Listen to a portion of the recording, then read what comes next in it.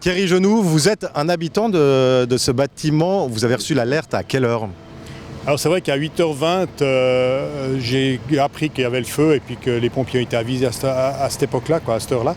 Et manifestement, j'étais déjà au travail, donc j'étais plus sur le site.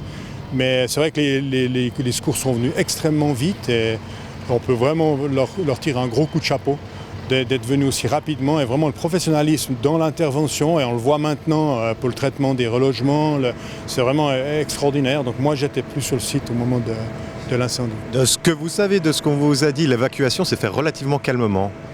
Alors c'est vrai que la personne qui avait averti les pompiers a essayé de crier dans l'escalier pour faire sortir les gens, puis elle m'a informé que manifestement les gens ne voulaient pas sortir parce qu'ils n'y croyaient pas.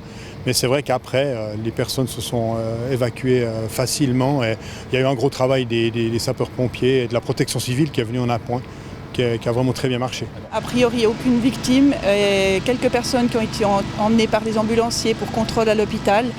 On peut dire qu'on a échappé au pire en tous les cas. Aujourd'hui, les habitants jusqu'au 10e étage vont pouvoir réintégrer leur appartement. Ce n'est pas le cas des 3 derniers étages. Alors effectivement, c'est l'information qui est sortie il y a quelques minutes de la part des services d'intervention que les habitants de 0 au 10e étage pouvaient réintégrer leur appartement. Et le 11, 12, 13e fait encore l'objet de certains contrôles. Et pour le moment, ils ne sont pas accessibles aux habitants.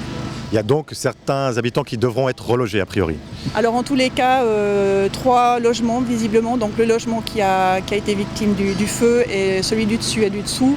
Et effectivement là, il y a maintenant des discussions d'organisation par rapport au nombre de personnes à reloger exact.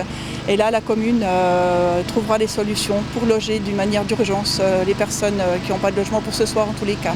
Alors, honnêtement, on peut constater que l'apport de l'échelle de Lausanne, puisqu'il faut quand même dire que c'est Lausanne qui est venue, puisqu'on n'a pas une échelle assez haute dans le district.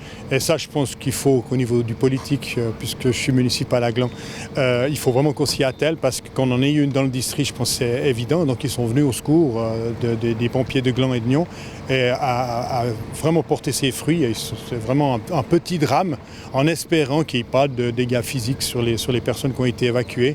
Mais il semble que tout devrait bien se passer à voir dans les heures qui suivent.